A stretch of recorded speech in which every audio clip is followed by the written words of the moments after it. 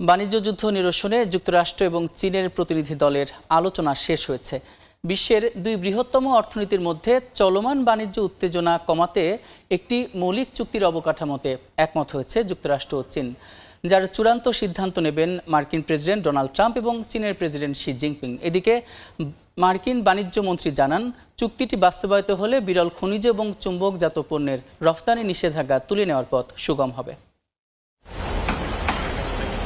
বাণিজ্য যুদ্ধ নিরসনে যুক্তরাজ্যের লন্ডনে বৈঠক করেন যুক্তরাষ্ট্র ও চীনের প্রতিনিধি দল। গণমাধ্যম আল জাজিরা জানায়, স্থানীয় সময় সোমবার ল্যানচেস্টার হাউসের এই বৈঠকে যুক্তরাষ্ট্রের পক্ষে আলোচনায় অংশ নেয় অর্থমন্ত্রী স্কট বেসেন্ট, বাণিজ্য মন্ত্রী হাওয়ার্ড লুটনিক এবং বাণিজ্য প্রতিনিধি জেমিসন গিয়ার। অন্যদিকে চীনের পক্ষে প্রতিনিধিত্ব করেন উপপ্রধানমন্ত্রী হে লিফেং।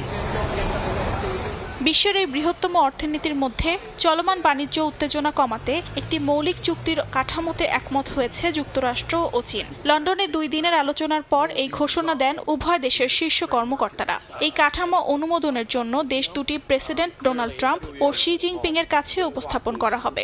এরপর চূড়ান্ত সিদ্ধান্ত নেবেন মার্কিন প্রেসিডেন্ট ডোনাল্ড ট্রাম্প ও চীনের প্রেসিডেন্ট শি জিনপিং। এই বৈঠকের বিষয়বস্তু ছিল চীনের বিরল খনিজ রফতানি, যা স্মার্টফোন থেকে শুরু করে বৈদ্যুতিক গাড়ির মতো আধুনিক প্রযুক্তি তৈরিতে অত্যন্ত গুরুত্বপূর্ণ। প্রধান উপদেষ্টা অধ্যাপক ডক্টর মোহাম্মদ ইউনূসকে স্বাগত জানিয়ে লন্ডনের ঐতিহাসিক আলতাবালি পার্কে নাগরিক সমাবেশ অনুষ্ঠিত হয়েছে। মঙ্গলবার বিকেলে এই সমাবেশে অংশ নেন শত শত প্রবাসী বাংলাদেশি। ডক্টর মোহাম্মদ ইউনূস যেন শুধু প্রধান উপদেষ্টা নন, আশারও প্রতীক। তাকে স্বাগত জানিয়ে লন্ডনের ঐতিহাসিক আলতাবালি পার্কে নাগরিক সমাবেশ করেন প্রবাসী বাংলাদেশিরা।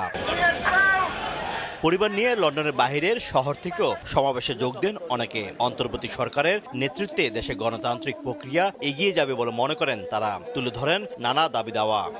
লন্ডনে পৌঁছেই ব্যস্ততম সময় পার করলেন প্রধান উপদেষ্টা ডক্টর মোহাম্মদ ইউনূস।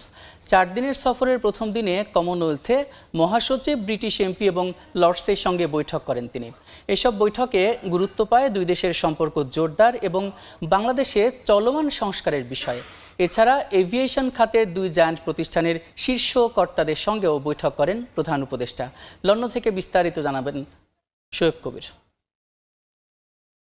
মঙ্গলবার সকালে লন্ডনে পৌঁছে ডরচেস্টার হোটেলে চলে যান প্রধান উপদেষ্টা ডক্টর মোহাম্মদ ইউনূস। কিছুক্ষণ বিশ্রামের পরেই শুরু হয় পূর্ব নির্ধারিত বৈঠক। সবগুলো বৈঠকেই অনুষ্ঠিত হয় হোটেলের লবিতে। দুপুরে ডক্টর ইউনূসের সঙ্গে সৌজন্য সাক্ষাৎ করেন বিমান প্রস্তুতকারক প্রতিষ্ঠান এয়ারবাসের এক্সিকিউটিভ ভাইস প্রেসিডেন্ট ভাউটার ভ্যান বার্স ও ম্যানজিস এভিয়েশনের executive vice president Charles Willie. বিমান প্রযুক্তি ও বিনিয়োগ সহ পারস্পরিক আগ্রহের বিষয়ে আলোচনা করেন তারা।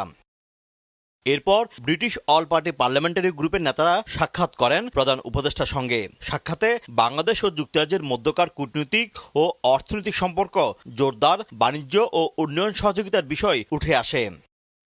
বিকেলে অধ্যাপক ইউনূসের সঙ্গে হোটেলে আসেন কমনওয়েলথের মহাসচিব শার্লি আয়েরকর বোতচোয়ে। প্রথম দিনে সবশেষ বৈঠকে বাংলাদেশের সংস্কার প্রক্রিয়ায় সহযোগিতার প্রস্তাব দেন তিনি।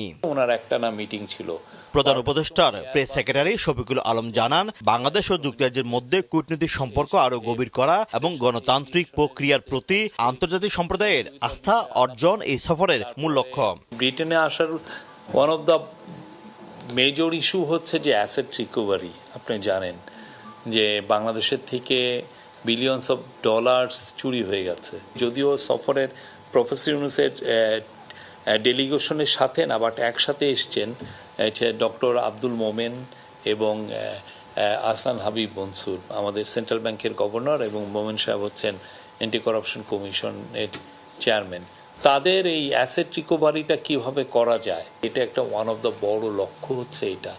সফরকালে ব্রিটিশ রাজা তৃতীয় চার্লসের কাছ থেকে কিংস হারমোনি অ্যাওয়ার্ড গ্রহণ করবেন প্রধান উপদেষ্টা।